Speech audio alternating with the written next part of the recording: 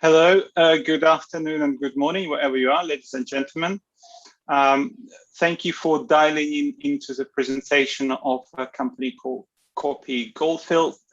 This call is organized by Savak Capital. Savak Capital is a partner of Moscow Exchange Forum 2021, and we are hosting virtual investor meetings. As I said, today with us, KOPY Goldfields, represented by Mikhail Damrin, CEO of the company.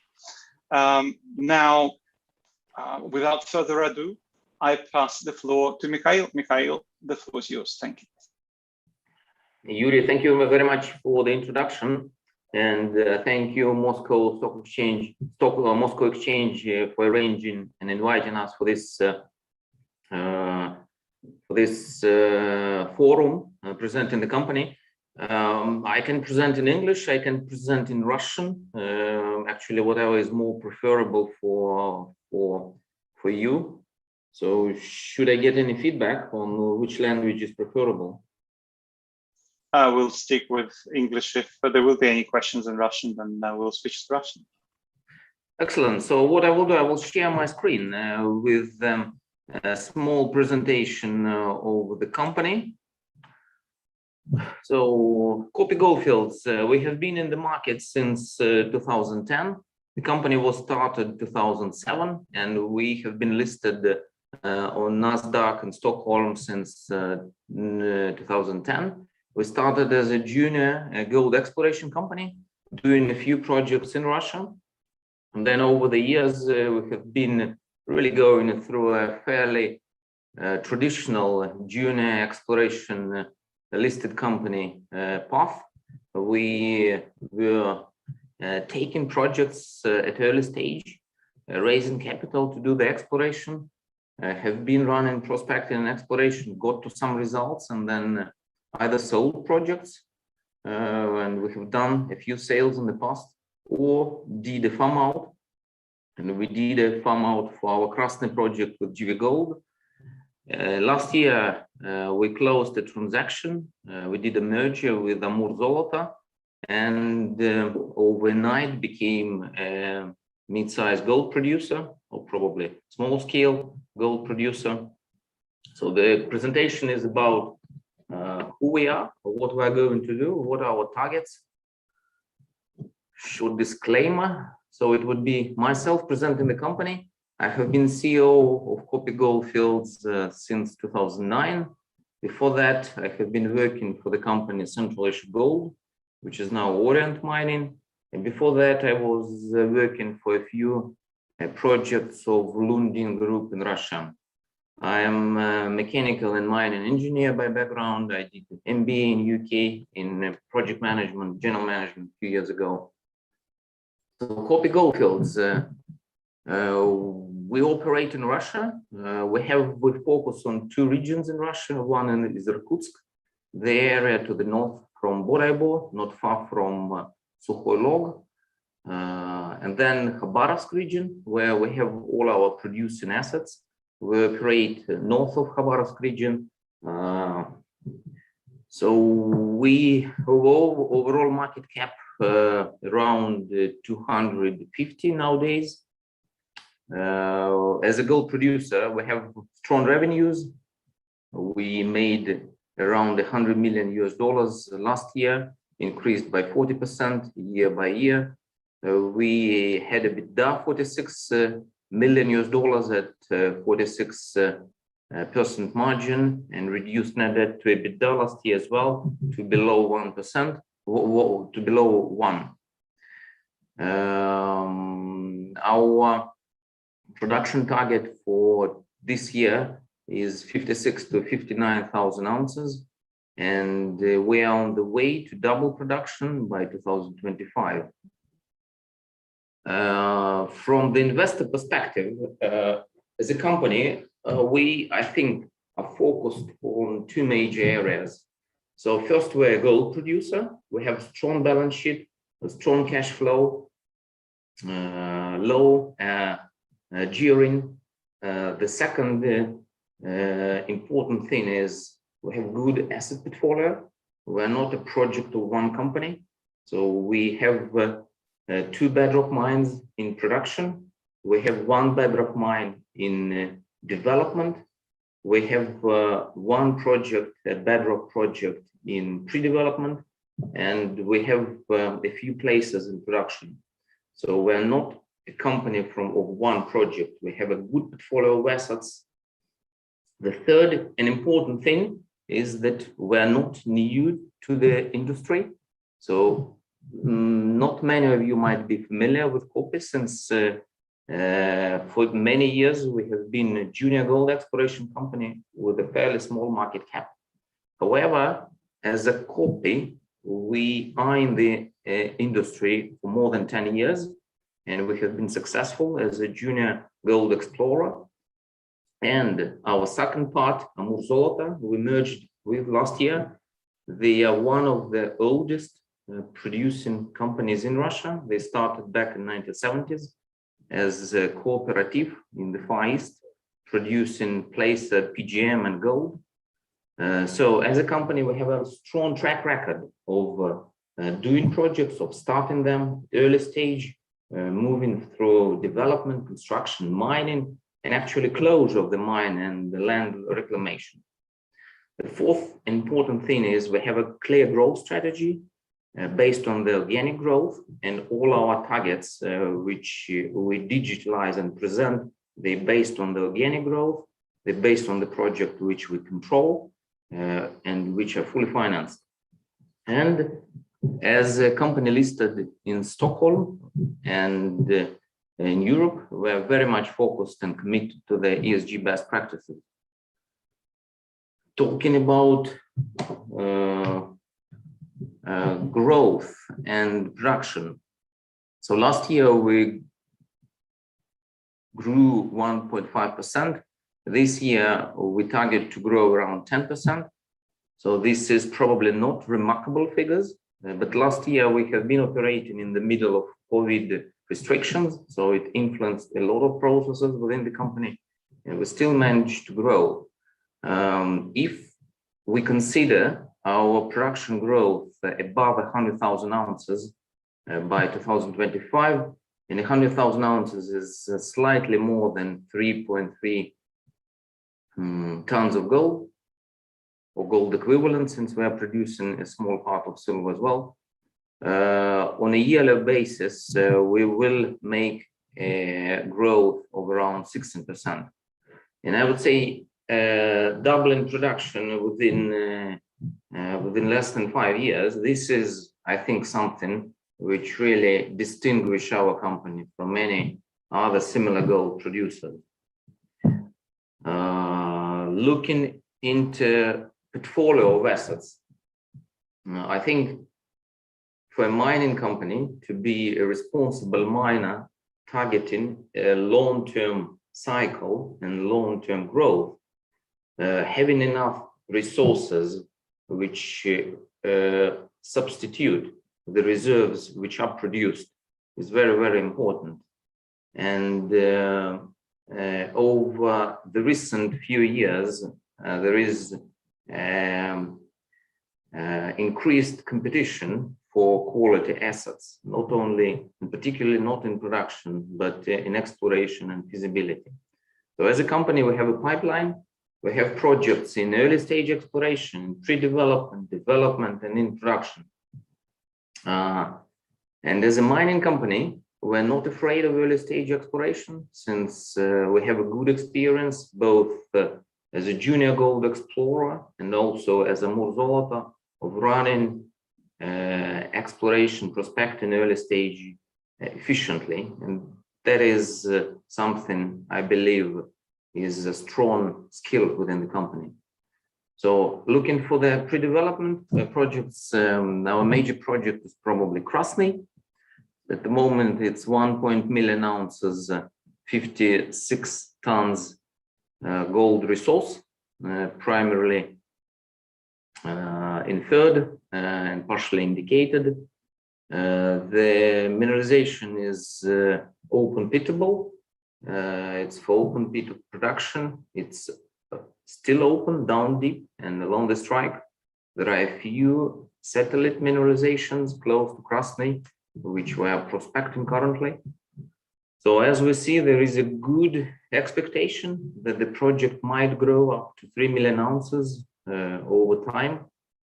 We developed this project together with our partner, a company called GV Gold, which has a few projects neighboring Krasny.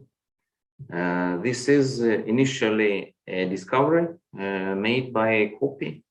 We took this project from the license stage, developed through greenfield in the initial resource estimation, then farm it out to GV Gold, and since 2014 we have been exploring it jointly. Currently we are finalizing the drilling program at Krasny, and then next year we will commission feasibility study, very much looking to prove Russian reserves, and then further proceed towards production planning and construction. The next project which is in development is Malutka. It's our 100% controlled project located in Khabarovsk. So the project is currently in construction. Last year we started with land planning, putting the initial infrastructure in place, extending the roads towards the site. Now we proceed with the development of the camp, the living conditions, fuel storage, and so on. Next year we will proceed with pre-mining and construction of the mill of the plant. So it would be heap leach operations with capacity of around 1.5 million tons of ore per year. So the grade is around 1.4 grams per ton. So, and then we target to commission production 2023.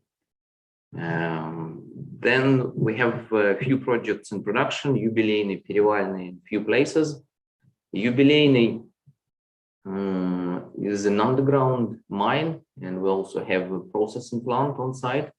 So the project was started in early 2000 as an open pit, and then later converted as an underground mine. The mine and mill currently has a capacity of 130,000 tons of ore per year, grade 5.5 grams per ton. The mill has a processing capacity currently 130,000 tons of ore per year, and by the end of the year we target to extend capacity to 250,000 tons of ore per year. Currently we are in the process of commissioning the equipment. Over the years, as we see, the project is growing. So we are running underground exploration. We see that mineralization down deep is still open. The grade is increasing. The thickness of mineralization is increasing. And based on that, our next stage at Yubileyny will be to extend capacity towards 400,000 tons of ore by 2025.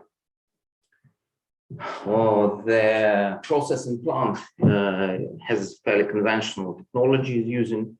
So we are doing gravity flotation concentrates, which we are further leaching and then producing doré bars, which we further refine at Krasnoyarsk refinery. The next project is Perevalny. Perevalny is an open pit. It was started 2016. The plant is producing gravity flotation concentrates, which are further transported to Yubileyny mill, where they are leached to doré bars. This year we will finalize open pits and then proceed with heap leach operations. So we have quite a lot of low-grade ore, below 2 grams per ton, which we are going to process via heap leach operations with capacity around 200 tons of ore per year. In parallel, we consider developing underground mine at Perevalne, and we have commenced initial underground development this year. And then the company has a few places. The company Murzolota was started as a placer producer, and there for years there have been a few places in production. Currently we have 2 places in operation, which overall produce between 10 to 15,000 ounces of gold. Based on that, our organic growth target is above 100,000 ounces. The major growth will come from Yubileyny in Malutka. Perevalne over the years will be depleting, and places will probably stay forever with 10-15,000 ounces. On top of this organic target, we have Krasny. Krasny is also organic, but it's yet not in the production curve, since we are not yet in feasibility and haven't yet agreed on how we are going to develop it. However, Krasny on its own might add towards production between 100 and 150,000 ounces of gold, and so 59% of that will be ours. Mikhail, apologies, this is Yuri. We do see you, but we do not see your presentation. Just wondering if you wanted to show us presentation. If you don't, that's okay, we just carry on. Sorry, I was thinking that I shared the presentation. Yes, we see it now. Please continue. Sorry, sorry for that. It's something that's okay. On the computer. So, and then on top of organic growth, 100,000 ounces, we have Krasny as an additional resource and additional production target. We also have all the non-organic opportunities, and we also have an exploration upside. We're running a lot of explorations around our projects, and this exploration is not really embedded into production curve so far, and it will extend life of mine. For instance, on Perevalne, we think it will extend life of mine for Perevalne. It will extend life of mine for places. On this slide, there is a bit more information about the projects. So in Khabarovsk, we have all our producing projects. We have Malutka as a development project. We have Yubileyny, we have the places, we have Perevalne. In Irkutsk, we have Krasny, and then we have a few early stage exploration projects. Overall in the company, we have 2.6 million ounces of resource, 1.2 million ounces of reserves. In terms of the costs, our target TCC range is between 800 and 850. Last year we made 836, so we're trying to stay within this range. We are overall we are mid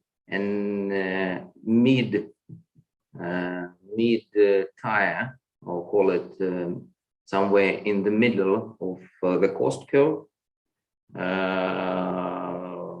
We are with the commissioning of heap leach operations at Malutka, with extending Yubileyny to 400,000 tons of ore, very much moving through economy of scale.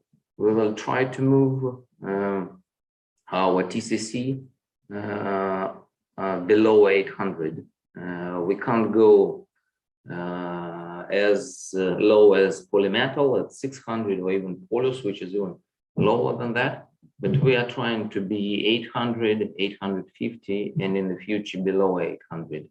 So we also are not using any tax benefits, which are allowed for Far East projects operations, and also for Irkutsk projects.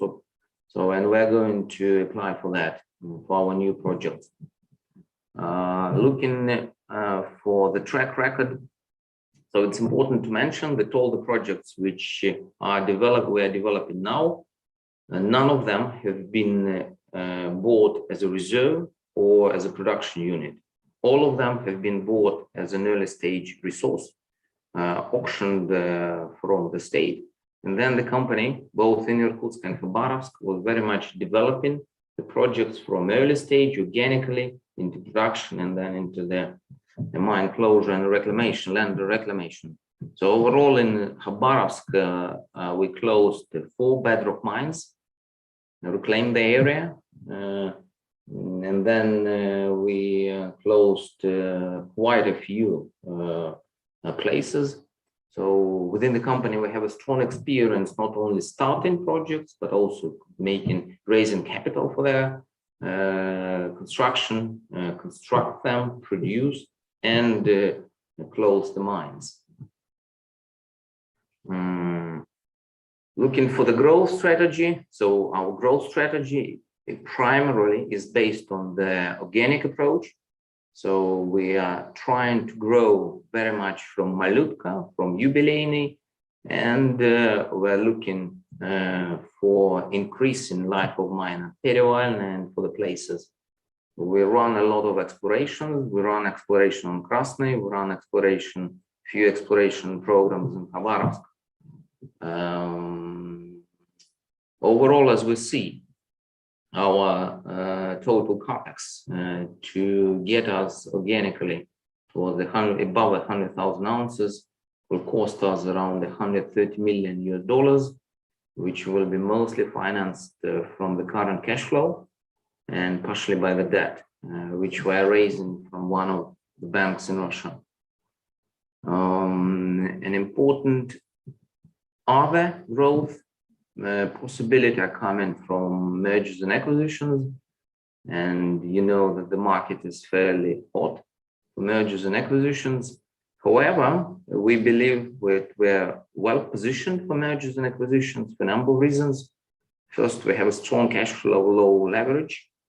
We're listed. Not many mining companies operating in Russia are listed. So we have a possibility to pay with shares for the acquisitions. Since we have an experience with early stage projects, we are looking at them as well. We are looking at the projects which include underground or suggest further development via underground mining. So we are running underground mining operations currently, and we are fully confident that we can do that efficiently. So we are well located geographically. We have presence in Siberia, we have presence in the Far East.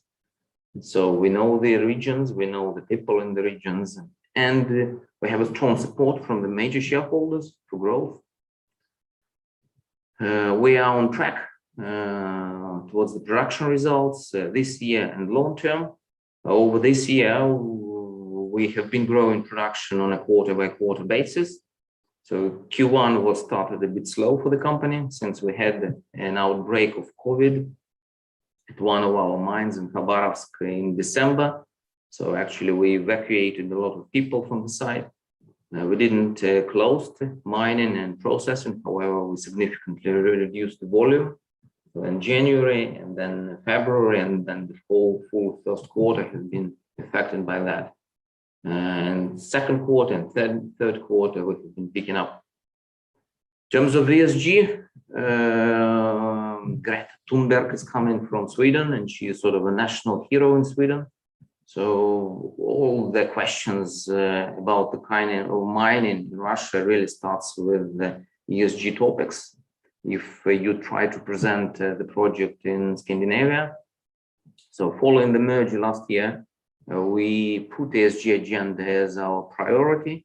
So we committed a review of our mining operations from the best practices perspective. We hired a consultant who has done gap analysis, full review, helped to develop some policies, did risk assessment, did materiality assessment. Then within the board, we have an ESG committee, which is focusing ESG issues on our capital cost projects. We have recruited a head of sustainability ESG towards our management company. And obviously, we are following all the regulations in Russia. However, we want to extend that and be a bit and do a bit more than is just required by the law. From the corporate perspective, so we are growth oriented. So our company, it's a growth story. So we target to double production by 2025 based on the organic growth from the projects which we control, which are financed, which have already been are in production or in construction. We are doing a full ESG review, and then we will next year we will issue for the first time a sustainability report, taxonomy compliance report. We are implementing Swedish corporate governance code. We are preparing for the main market listing on NASDAQ in Stockholm. Currently, we are listed on first growth market, which is sort of an analog of AIM in London Stock Exchange. We have done a pre-listing review during the summer, and now preparing for the listing. And then, as a company, we're currently a growth story. So most of the free cash flow goes back in the capital construction and production growth. However, our target is to distribute portion of cash flow as dividends. Just want to maybe repeat myself. So we're a gold producer. We have strong balance sheet, strong cash flow, low leverage. We have a good asset portfolio, projects at all stages of development, greenfield, pre-development, development, and in production. And we have experience to really run the projects through the pipeline successfully. And within Khabarovsk, we closed 4 bedrock mines and did full land reclamation. We have a clear growth story based on the organic approach, which we can guarantee and which is within our control, based on the reserves, not resources, based on the project which are already in production or in construction. It's not just on the wish list that 5 years from now we will start construction of something. No, we are already constructing or increasing capacity of the projects which we want to add on the mining side. Then within the figure 100,000 ounces, we don't include Krasny, we don't include the mergers and acquisitions, we don't include the results from the exploration. And we are committed to ESG best practices. So that's in short about the company. So we are public. You can go to our website. So you can find this presentation there as well, and as well as last year annual report, all the press releases, all the information which were disclosed in Europe as a listed company in Europe. What I would like to add, we are publishing our operational results on a quarterly basis.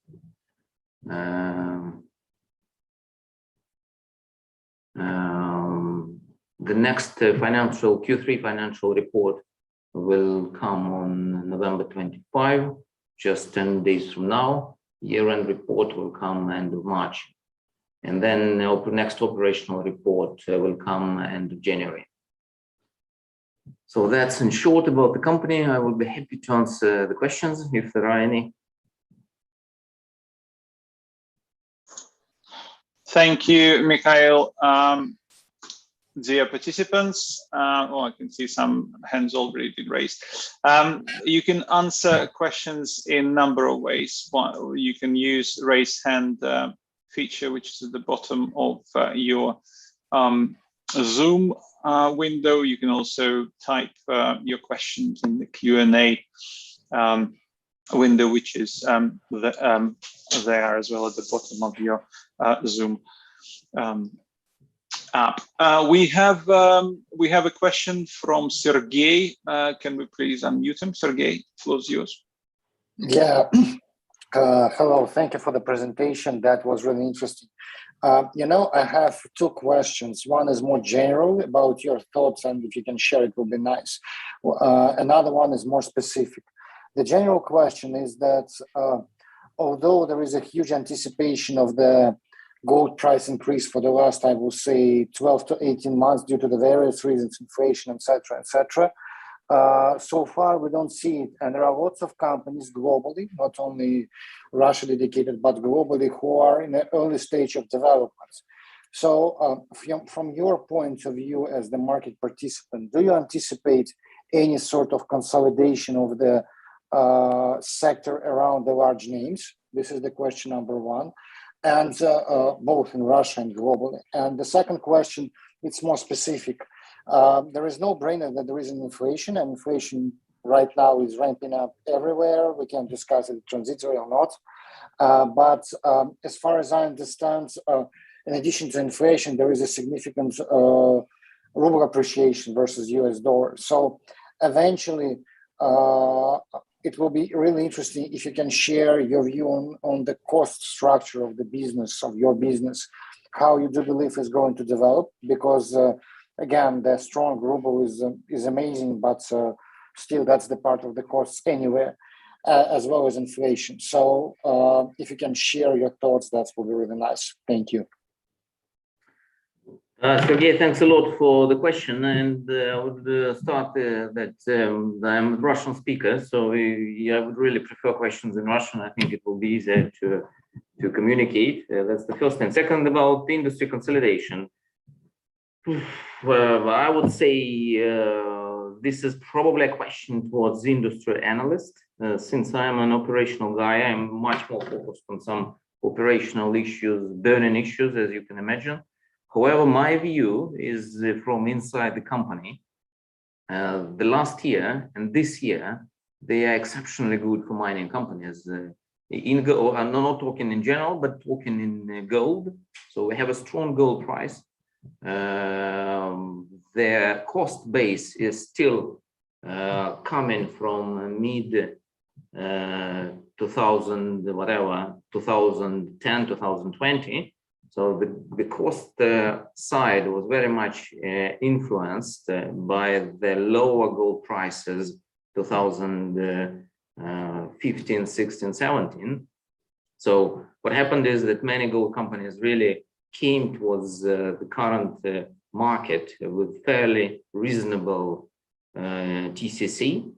And then now the second year of enjoying good gold price, good prices in gold. And that moved towards a few things. First, everyone is trying to pay back their loans. Everyone is trying to get the new loans to do any acquisitions, and everyone who is in production has some cash really to use for the acquisitions. Since as a gold miner, there is a cycle in gold prices. So basically, I know that I have good momentum now to do certain acquisition, and then doing an acquisition for me, it's really easier to prove it to my shareholders and investors that I will buy producing assets, since then I will be able to use the momentum with the current gold prices, not go into exploration. So from the basic, from the common sense, yes, we see a strong trend and strong acquisitions, strong many cases, acquisition cases going on in Russia and internationally.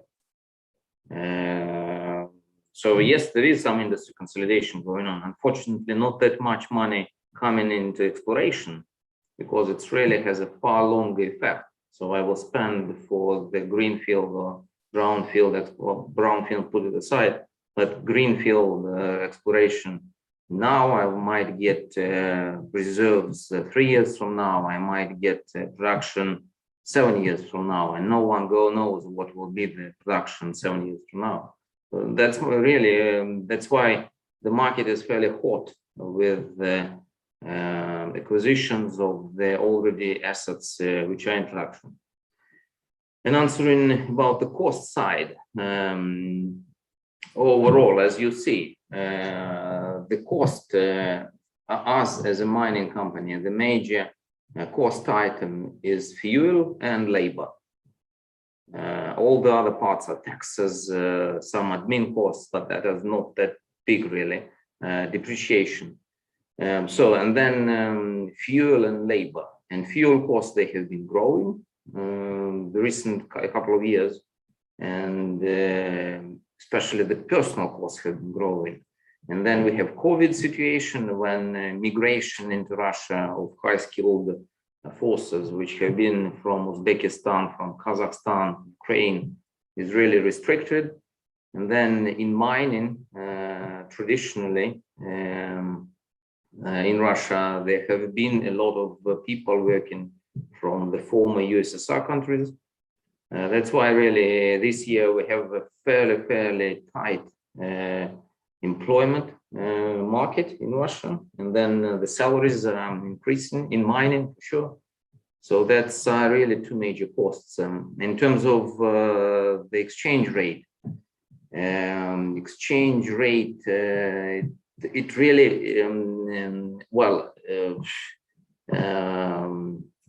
most of our costs are in rubles. So when we talk about exchange is just generally reduce the US dollar exchange cost, but it really doesn't change obviously the ruble-based cost. The ruble-based costs are increasing. That's how I see it. Спасибо. Пожалуйста. Thank you, Mikhail. Very interesting question from Sergey. Dear participants, you can answer. You can ask your question by either raising your hand or typing your question in Q&A part of the screen. Next question will be coming from me. Mikhail, as I would say a true junior that raised into ranks into mid-sized gold producer, where do you see, put it like this, what would be the best environment for gold juniors and in general mining juniors in Russia to progress into the next logical stage? In other words, what do we need if we want to have 500 mining juniors listed in Russia or at least operating in Russia? What should be the conditions at which the market should present them? Thank you. I would say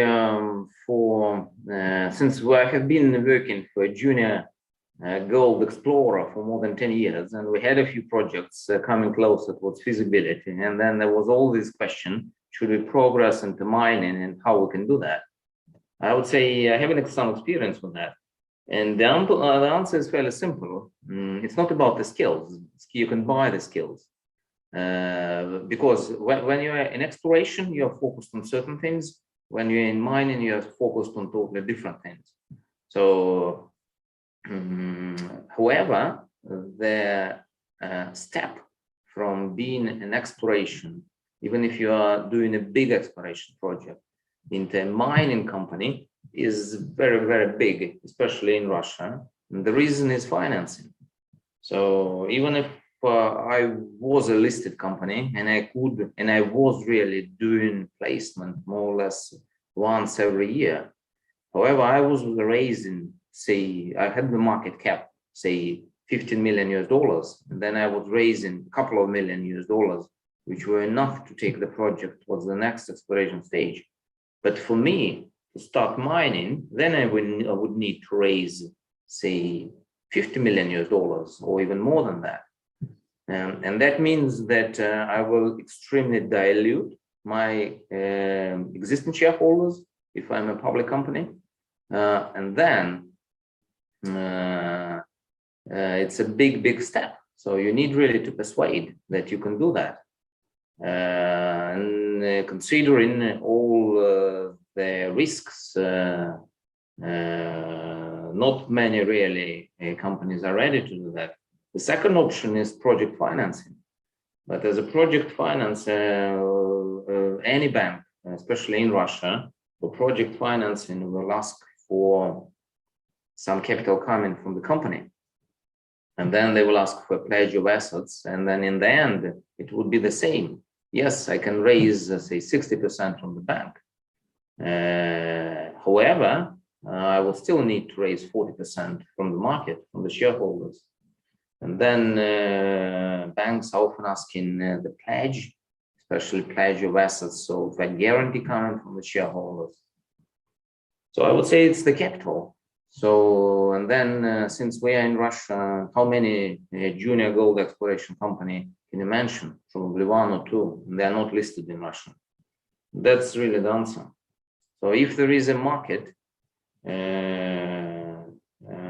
to finance the junior explorer through the development, construction into production, then yes, there will be many of them. Okay, understood. Very clear. Yeah, I think it's very much in line with what we've heard at our third Savak Capital Gold Precious Metal Mining Day, where many small size and junior mining companies said that we're not in the situation where we have gambling investors, and you need to have a certain size, and especially when you're an exploration or a junior, then yeah, life isn't easy. We getting some questions from the web. It looks like they all came from people with distinctive Swedish or Scandinavian names. I just read one question. I think it was supposed to be a joke. A question from Eric, which says, when will you be listed on NASDAQ Stockholm? But I understand you already are. Yeah, but I think the question is about the main market. Yes, we are targeting the main market, Eric, and then we have done a preliminary review by the auditor. So we comply with all the requirements apart from one. We need to have a free float, which is about 25%. And following our transaction last year with the Amur Zolota, our free float is currently, I would say, probably around 16%. So that's really what we are working on at the moment. Understood, and many thanks. Dear colleagues, you can ask a question by either clicking on a raise hand feature at the bottom of your Zoom or typing your question in the Q&A part of the screen. While we pause to get the questions, I will ask probably the most common question we've heard within the gold industry, and this is about cost. Polymetal recently held a Capital Markets Day. The company stated that, well, that was my interpretation, that cost inflation is creeping in the next 6 months to 12 months. The entire industry will have their cost moved up. Would be very happy to hear your views on that. Say Polymetal is a very reputable company, so they certainly have analysts inside the company who are reviewing the trends. So we do know our budget preparation for the next year. So we see that the inflation in Russia is coming far higher than initial forecast, 4 to 6%. So that means that for the next year, obviously, we're targeting higher costs. So general costs are increasing, and then in mining, I would say the costs are escalating now. So, and then, yes, this is the cost inflation, and then we cannot really go against the trend. However, what we do from the technical side and from the operational side, we're trying to increase efficiency, and we do that via increasing scale of operations. So we now switch to increase capacity at Jubilee to 250 by the end of during this quarter, and then we will increase it further to 400,000 tons of ore per year. So basically, with economy of scale, we try to stay within our target cost interval, and then with heap leach operations, we will also target to reduce TCC. So we can't go against the general cost inflation. However, we can try to be more efficient in terms of how we run our mining. Okay, understood. Many thanks. A following question is on your situation with production. You mentioned that you're planning to hit a sort of 3-digit target if we're talking about 1,000 ounces. How much are you spending? Well, the question is, what's the percentage of your capex is allocated to exploration and development? And if you can give us more color on whether it's whether you're trying to move your resources into reserve category, or whether you're going for maiden statements. Yeah, I would say we don't split on that. So within exploration, out of 130, we spent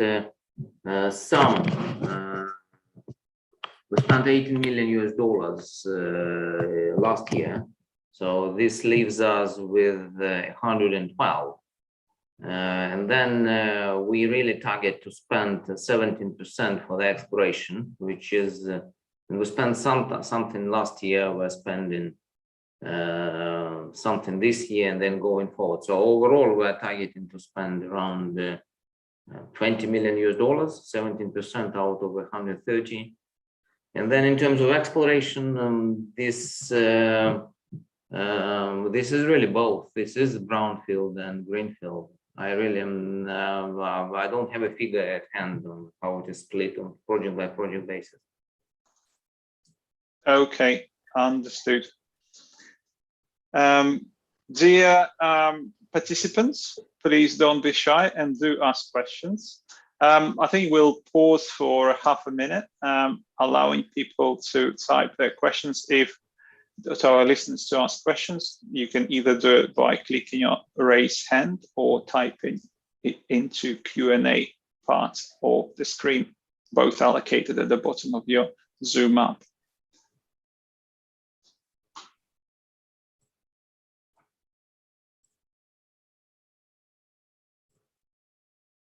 Oh, we have a barrage of questions from the web. This one, first one comes from Dennis. Previously, the company announced capex plan of 130 million for 2025. It remains in place, or was it revised up on the back of rising inflation costs, etc.? Well, that's a good question. Obviously,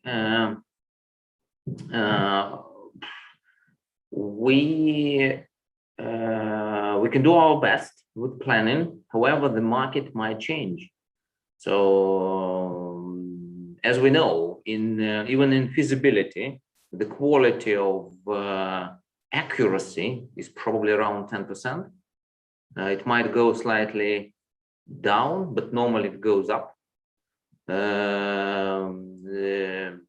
to 10% accuracy for feasibility stage, I would say this is, you can't get better than that. Obviously, we cannot guarantee that it would be 130, it could be 135, it could be 125. So that's it. So we have an experience really within the company. So all the projects, they're verified based on the historical cost basis, which we have for our mining costs and operations. So we have a good database on how much does it cost to construct a winter road within north of Khabarovsk and how much diesel transportation will cost. However, if the oil price will go, say, to $200 per barrel, probably the local, the planning in terms of the fuel costs will have to be updated. So we do our best, but however, no one can guarantee that the quality of planning is 100% correct. But it is a solid planning done by the company who has been constructing quite a few mines so far. Understood. I think we all agree that cost forecast in mining never goes down, always goes up. We have a number of questions from Dennis. I'll read them all and then we can tackle them one by one. Can you please repeat TCC figures for third quarter and what is your forecast for the year? Will you be able to meet the guidance? That's the first question on TCC guidance and third quarter numbers and the full year guidance. Next question. Previously, the company was considering selling Krasny project, but it left its plan. Now the gold environment is better. Have you received any offers to sell your stake to a third party or JV Gold? And the last question, what are the ways the company may use to increase the free float? Additional share issue or sale of a stake by a major holder? Thanks. Thank you for the questions. First, we haven't published any TCC guidance till year end. And this was really not the target of the company to do that. So you can go through Q1, Q2 report which were issued. So then you can see that the TCC is varying on a quarter-by-quarter basis since we have some seasonal variation in the costs. And then Q3 TCC we will publish within 10 days from now. We haven't made them public yet. But overall, the company target is to stay within 800 to 850. It might vary slightly, but that's where we are. And then there are seasonal variations once again. We have alluvial, we have some deviations on processing of concentrates coming from Perevalne, since Perevalne concentrate are leached at Yubileyny, and then they are transported mostly during the winter. So that's why there are some variations and allocation of this TCC through the year. In terms of Krasny sale, well, all the offers which we are officially getting, we make them public. So if there haven't been any public information that we received any offer, since getting an offer which can significantly influence the share price, and obviously Krasny offer might significantly influence our share price. This is a market sensitive information which we must disclose under certain market abuse rules. So we don't really try to keep this information confidential, since if there are any leakages of this information, and then that really create enormous problems for us listed on NASDAQ. So we had one offer coming, and we made an offer to GV last year. So you can see it was done in March, April 2020. You can see this information on the website. Free float, I would say there are probably 3 ways, maybe 4 ways how you can increase the free float.